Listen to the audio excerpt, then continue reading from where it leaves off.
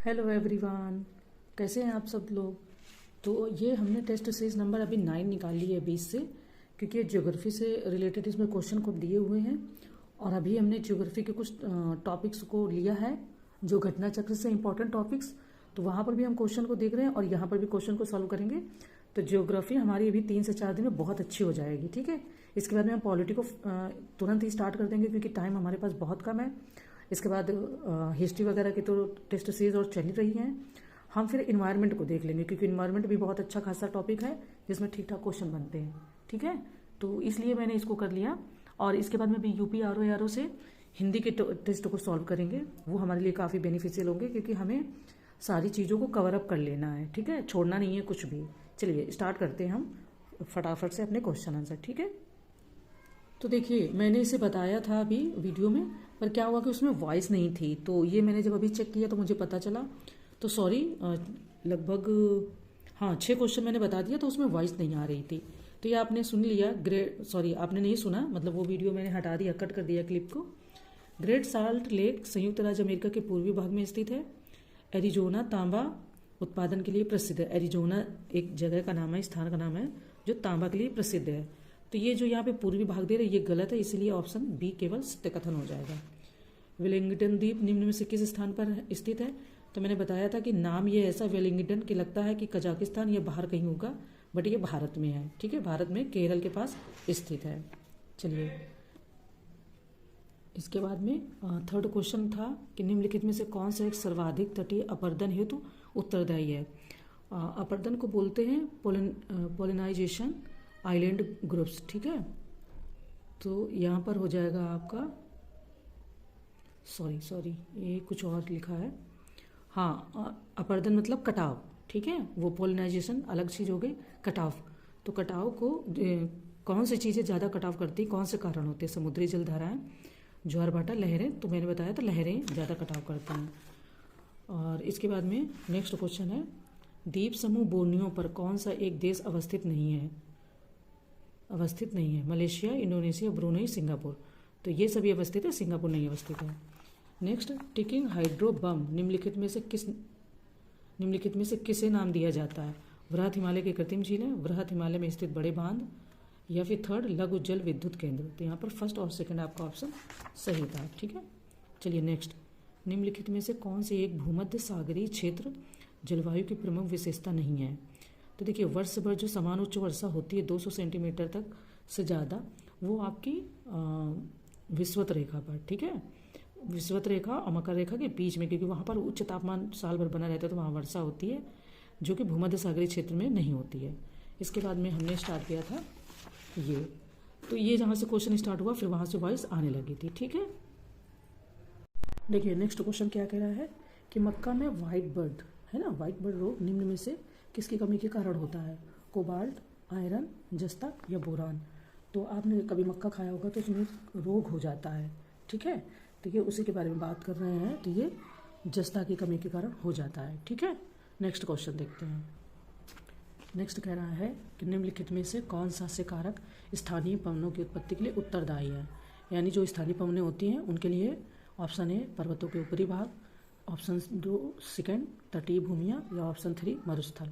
तो इनमें से फर्स्ट, सेकंड, थर्ड या उपरोक्त सभी, क्या इसमें से सही है ना।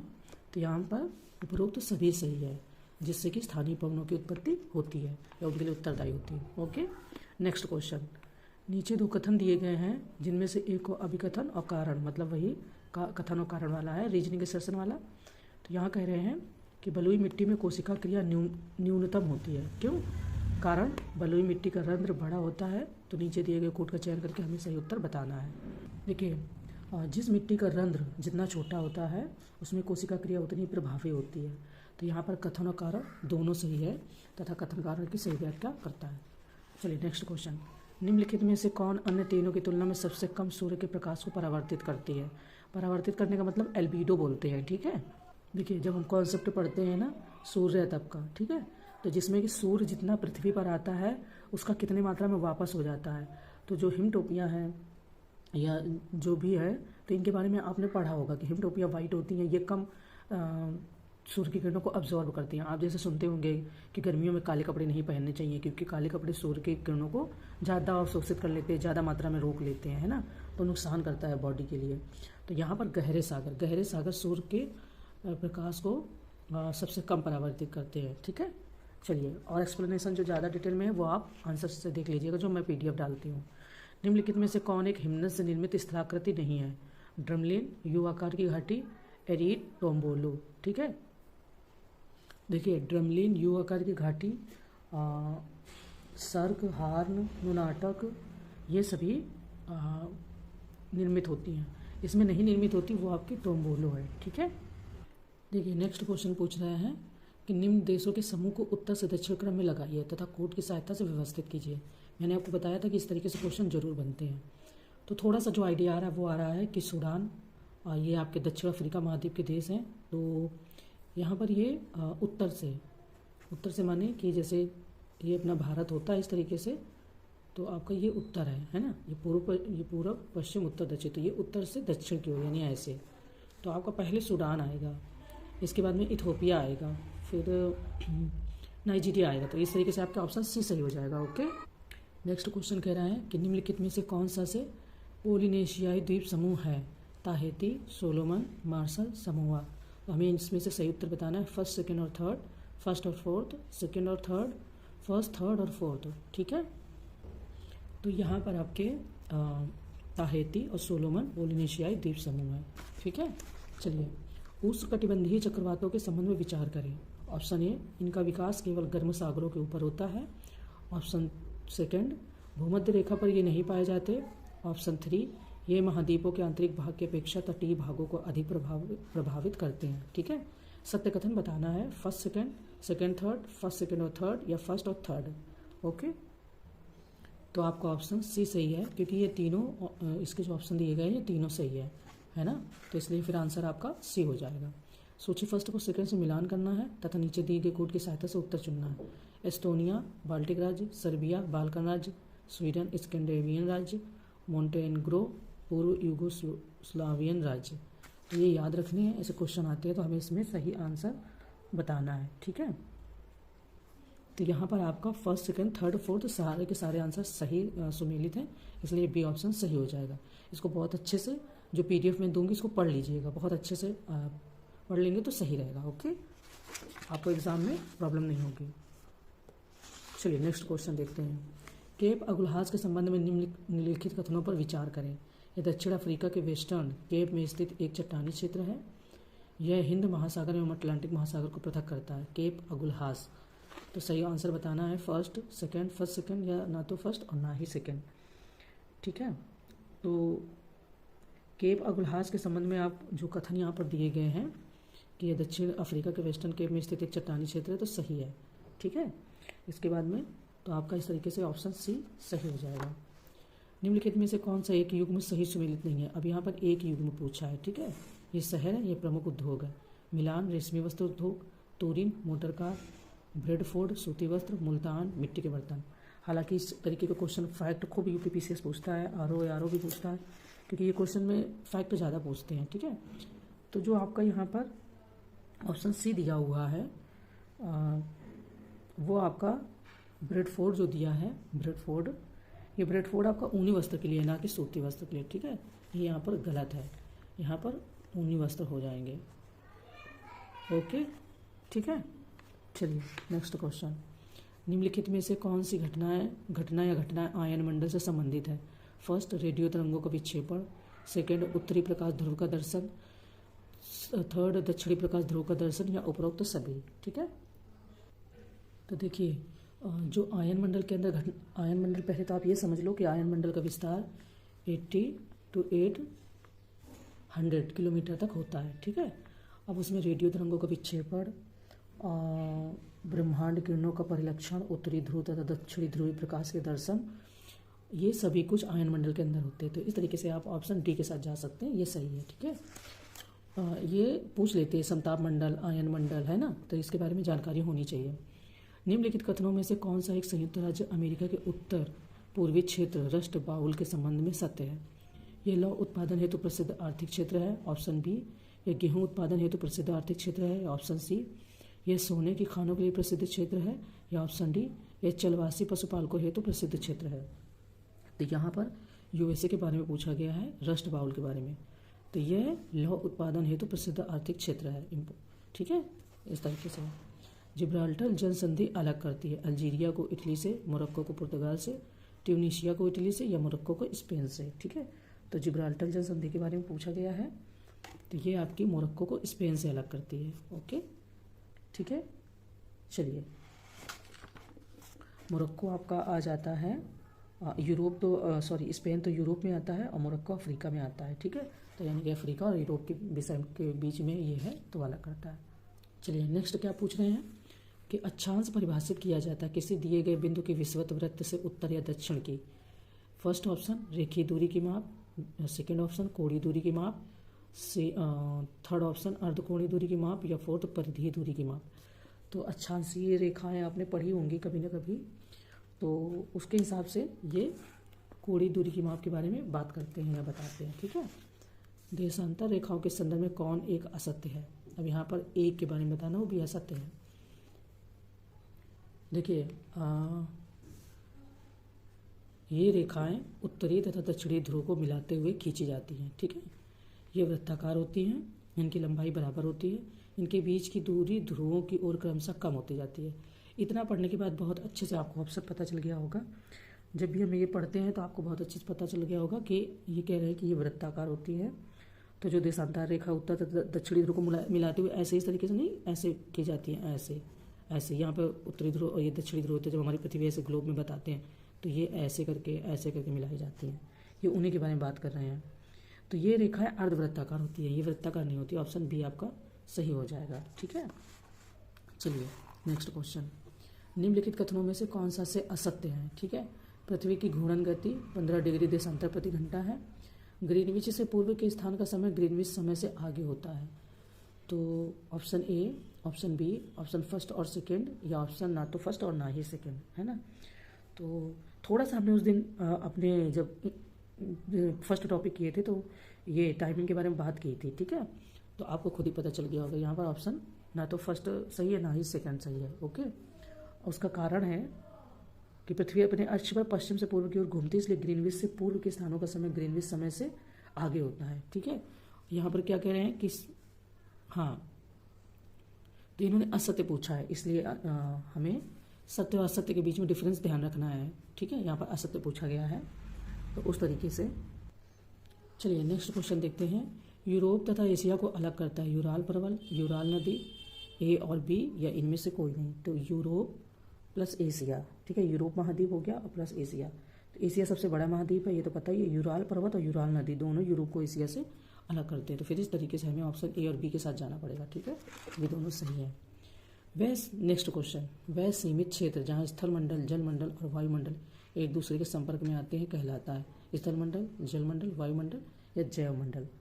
तो ऑब्वियसली है कि जब ये तीनों एक जगह आ रहे हैं तो फिर जैव मंडल यहाँ हो जाएगा सही, ठीक है। चलिए नेक्स्ट क्वेश्चन, विश्व का सबसे ऊंचा फ्री स्टैंडिंग माउंटेन कौन सा है। Mount Everest, mount एकांगुआ, mount Kilimanjaro, mount Mitchell. तो थोड़ा सा अगर आपने पढ़ा होगा तो माउंट किलिमंजारो, ठीक है। और आपको पता ही है कि तंजानिया में स्थित है, तो तंजानिया में अवस्थित माउंट किलिमंजारो अफ्रीका महाद्वीप का सबसे ऊंचा पर्वत है, जिसकी ऊंचाई, ये अफ्रीका महाद्वीप के बारे में बात हो रही है, लगभग 5895 मीटर। यह विश्व का सबसे ऊंचा फ्री स्टैंडिंग माउंटेन है। इस तरीके से ये विश्व का सबसे ऊंचा फ्री स्टैंडिंग माउंटेन, जिसका अर्थ है कि यह किसी भी पर्वत श्रृंखला का हिस्सा नहीं है। अधिकांश ऊंचे पर्वत किसी न किसी पर्वत श्रृंखला का हिस्सा होते हैं, ठीक है। जैसे माउंट एवरेस्ट हिमालय पर्वत श्रृंखला का हिस्सा है। डिफरेंस आपको पता चल गया। चलिए नेक्स्ट क्वेश्चन, महाकाली संधि किन दो देशों के मध्य है। भारत और बांग्लादेश, भारत और पाकिस्तान, भारत और नेपाल, भारत और भूटान। तो महाकाली का नाम सुना है तो आपको आइडिया हो ही गया होगा कि ये अपने भारत और नेपाल के बीच में, यानी अपना पड़ोसी देश, उसके बीच में है। ड्रमलिन के निर्माण में निम्न में से कौन सा एक कारक उत्तरदायी है। जल या नदी, हिमानी, पवन, या इनमें से कोई नहीं। अभी हमने हाँ बोरोलिन की बात हुई थी, ड्रमलिन की नहीं। तो कारक उत्तरदायी है तो यहाँ पर हिमानी, ठीक है। ड्रमलिन का आकार उल्टी नौका के समान होता है। जब हिमानियों के तटस्थ हिमोड़ का थोड़े थोड़े समय पर घुमताकार टीले जैसे बर्फ के टीले इकट्ठा होते रहते हैं तो उसको बोलते हैं। चलिए नेक्स्ट क्वेश्चन देखते हैं।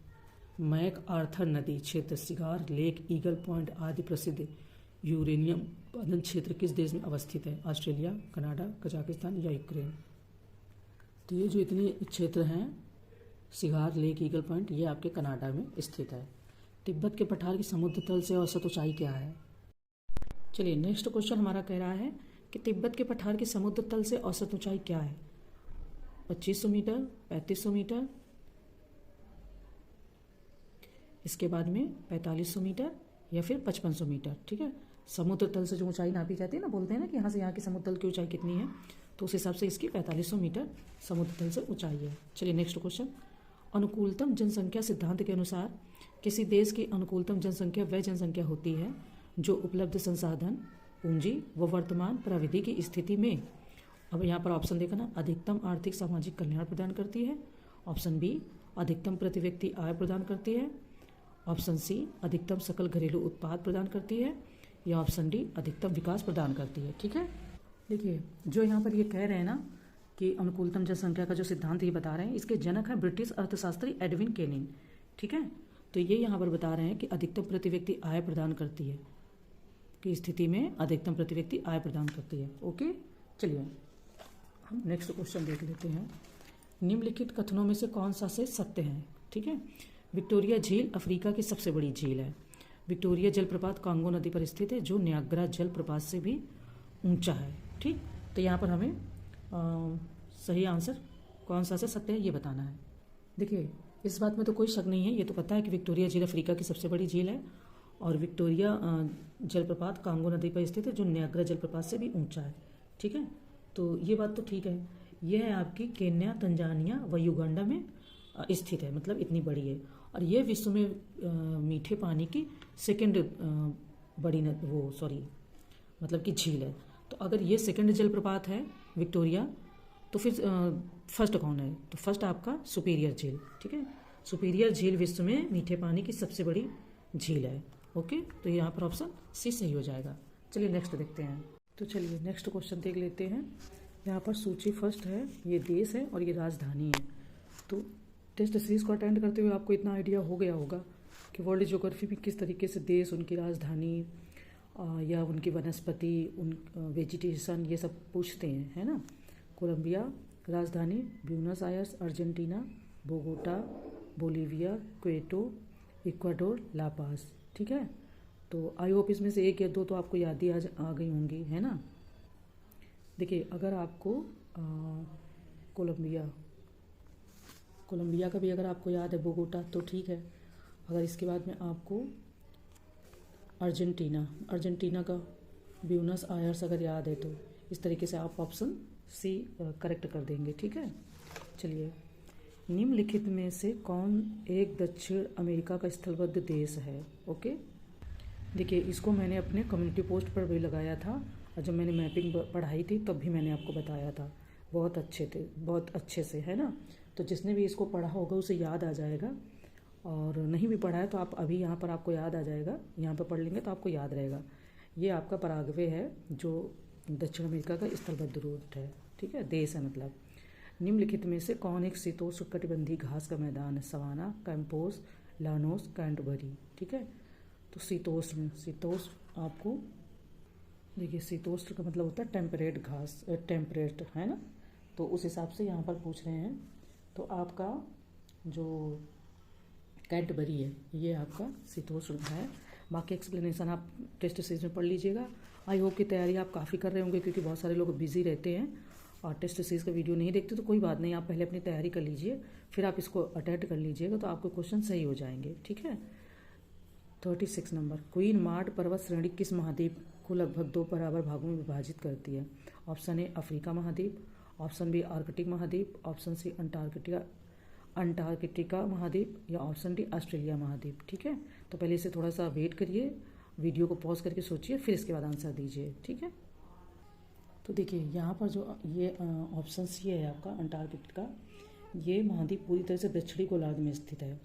ठीक है, तो यही आपका क्वीन मार्ड पर्वत श्रेणी को 2 बराबर भागों में विभाजित करती है। ओके, चलिए नेक्स्ट, निम्नलिखित कथनों पर विचार करें। ऑप्शन ए, अरल सागर कजाकिस्तान व तजाकिस्तान की सीमा बनाता है, ठीक है। विक्टोरिया झील युगांडा, तंजानिया व केन्या की सीमा बनाती है। तो सत्य कथन को चुनना है। Option A first, option B second, option C first या सेकेंड, या ऑप्शन डी ना तो फर्स्ट और ना ही सेकेंड, ठीक है। तो पहले तो आपको अरल सागर के बारे में थोड़ी बहुत जानकारी होनी चाहिए, तो ही हम ऑप्शन निकाल सकते हैं। अरल सागर आपका कजाकिस्तान व उज्बेकिस्तान के बीच में सीमा बनाता है, ना कि ताजिकिस्तान। अगर ये आपका ए गलत हो गया तो फिर आपका ओनली यानी कि बी, केवल 2 सही होगा, ठीक है। देखिए मैंने आपको जो यूपी की तथ्य सार है उसके बारे में बताया कि जनजातियाँ वहाँ भी हैं। इसके बाद में जब आप वर्ल्ड ज्योग्राफी पढ़ते हैं तो उसमें भी जनजातियाँ आती हैं। हालांकि हर पैट कोर्सेज में लोग नहीं बताते हैं, सिर्फ वो लिस्ट दे देते हैं। तो आपके पास अगर कोई बुक है वर्ल्ड ज्योग्राफी की, जैसे महज वर्णमाल या इस तरीके से कुछ, उसमें जनजातियाँ हैं, तो आप उनसे इनको थोड़ा सा पढ़ लीजिए। वर्ल्ड ज्योग्राफी से फिर 1 या 2 क्वेश्चन यूपी पीसेस में आते हैं, खास करके आर में तो यूपी की ही जनजातियाँ ज़्यादा पूछी जाती हैं। तो यहाँ पर पूछ रहे हैं कि सही युग में सुमेलित नहीं, कौन सा एक है, ठीक है। एक सही युग में सुमेलित नहीं है, ये जनजातियाँ और ये देश है। एटा, आइनू, फिल्ला, यूईत, ठीक है, फिलीपींस, चीन, मिस्र, साइबेरिया। देखिए जो आपका ये आइनू दिया है ना चीन के बारे में, तो ये जापान के मूल निवासी है, ना कि चीन के, ठीक है। तो ये आपका ऑप्शन बी सही हो जाएगा। नीचे 2 कथन दिए गए हैं, जिनमें से एक को अभिकथन और दूसरे को कारण कहा गया है। अभिकथन ए, अरुण यूरेनस ग्रह पर सूर्योदय पश्चिम दिशा में एवं सूर्यास्त पूर्व दिशा में होता है। कारण, यह पूर्व से पश्चिम दिशा में सूर्य का परिभ्रमण करता है। तो नीचे दिए गए कथन के बारे में हमें आंसर चुनना है, ओके। ए तथा आर दोनों सही है तथा आर ए की सही व्याख्या नहीं करता, सॉरी, ए तथा आर दोनों सही है तथा आर ए की सही व्याख्या करता है। ऑप्शन बी आपका इस तरीके से बता रहे हैं, ठीक है। तो आप यहाँ पर ऑप्शन ए आपका सही हो जाएगा, ओके। निम्नलिखित में से कौन ब्लैक पर्वत का उदाहरण है? Black Forest, Satpura, Sierra Nevada या उपरोक्त सभी। तो वर्ल्ड ज्योग्राफी में तो इंडियन ज्योग्राफी में तो बहुत अच्छे से पता चल जाता है कि ब्लैक पर्वत के कौन सा उदाहरण सतपुड़ा है कि नहीं है, क्योंकि नर्मदा नदी घाटी आपकी भ्रंश घाटी से ही होकर बहती है, ठीक है। तो उसका उदाहरण है ये आपका उपरोक्त सभी, सियरा नेवादा, ब्लैक फॉरेस्ट या सतपुड़ा। देखिए नेक्स्ट क्वेश्चन कह रहा है कि भूकंप से संबंधित निम्नलिखित कथनों पर विचार करें। भूकंप आने के पहले वायुमंडल में रेडान गैसों की मात्रा में कमी आ जाती है। ऑप्शन सेकंड, जिस जगह से भूकंपीय तरंगें उत्पन्न होती हैं उसे भूकंप केंद्र यानी इपीसेंटर कहते हैं। पी तरंगे ध्वनि तरंगों की भांति तथा एस तरंगे प्रकाश तरंगों की भांति चलती हैं। तो हमें इसमें ओनली 3, सेकेंड और थर्ड, या फर्स्ट, सेकेंड और थर्ड, या फिर फर्स्ट और थर्ड, कौन सा ऑप्शन इसमें सही है ये हमें बताना है। तो देखिए ऑप्शन तो फिलहाल 3 ओनली सही है ये। अब ये क्यों गलत है? देखो भूकंप आने के पहले वायुमंडल में रेडान गैसों की मात्रा बढ़ जाती है, यहाँ पे कमी आ जाती दिया गया है, ठीक है। तो यही यहाँ पर ये गलत है। और इसके बाद में यहाँ पे कम बोल दिया गया है, जिस जगह से भूकंपीय तरंगें उत्पन्न होती है उसे भूकंप मूल यानी भूकंप सेंटर बोलते हैं, ठीक है, ना कि ईपी सेंटर। तो इसलिए गलत हो जाएगा। चलिए नेक्स्ट क्वेश्चन देख लेते हैं, ओके। देखिए नेक्स्ट क्वेश्चन हमारा कह रहा है कि सौर कलंक सन स्पॉट साइकिल औसतन कितने वर्षों का होता है? ऑप्शन ए 21 वर्ष, 21, option B 11 years, option C 15 years, या ऑप्शन डी 25 ईयर्स, ठीक है। सौर कलंक चक्र, ठीक है, सन स्पॉट साइकिल के बारे में बात हो रही है। तो ये कितने वर्षों का होता है? तो ये आपका 11 वर्षों का। सूर्य से जो सौर ज्वाला निकलती है ना, तो निकलने के स्थान पर काले धब्बे पड़ जाते हैं, इसलिए इन्हें सौर कलंक कहते हैं, ओके। चलिए नेक्स्ट क्वेश्चन देख लेते हैं। निम्न में से कौन सा एक युग में सही सुमेलित नहीं है? यहाँ पर एक के बारे में बात हो रही है, ठीक है। करमेडिक गर्त उत्तरी प्रशांत महासागर, सुंडा गर्त हिंद प्रशांत महासागर, प्यूटोरिको गर्त अटलांटिक महासागर, यूरेशियन बेसिन आर्कटिक महासागर। रिपीटेड क्वेश्चन है, बहुत आयोग पूछता है, कई बार पूछता है, और यूपीएससी में खास करके खूब पूछा है, यूपीपीसीएस में भी खूब पूछता है। तो इसको आप अच्छे से नोट डाउन कर लें। इसलिए मैं पीडीएफ भी थोड़ा सा टाइम लग जाता है पर मैं आपको देती हूँ। तो कौन सा एक सही सुमेलित नहीं है? करमेडिक गर्त तो वैसे आपका सही सुमेलित नहीं है, क्योंकि ये दक्षिणी प्रशांत महासागर में स्थित है, यहाँ उत्तरी प्रशांत महासागर दिया है, तो ये यहाँ पर गलत है। बट आप इसको नोट डाउन कर लें, बहुत इंपॉर्टेंट है, ठीक है। नेक्स्ट, पृथ्वी के आयतन के प्रतिशत के रूप में निम्नलिखित को उनके आरोही क्रम में व्यवस्थित कीजिए। मेंटल, क्रस्ट, क्रोड, ठीक है। मेंटल क्रस्ट कोड तो आपने जब भी ज्योग्राफी पढ़ाई जाती है स्टार्टिंग में ये बताया ही जाता है कि पृथ्वी के आयतन का केवल 1% हिस्सा ही पर्पटी है, 84% मेंटल एवं 15% हिस्सा क्रोड है। तो यानी कि फर्स्ट आपका आ जाएगा मेंटल और इसके बाद में एक सेकेंड, हाँ यही हो जाएगा मेंटल क्रस्ट क्रोड। ठीक। कार्स्ट स्थलाकृतियाँ होती हैं भौम जल द्वारा निर्मित, पवन द्वारा निर्मित, हिमानी द्वारा निर्मित या समुद्री तरंगों द्वारा। कास्ट स्थलाकृतियाँ, ठीक है। तो ये आपकी भौम जल द्वारा निर्मित होती हैं, ठीक है। जो चूना पत्थर वाले क्षेत्र होते हैं ना उसमें ये निर्मित होती हैं। चलिए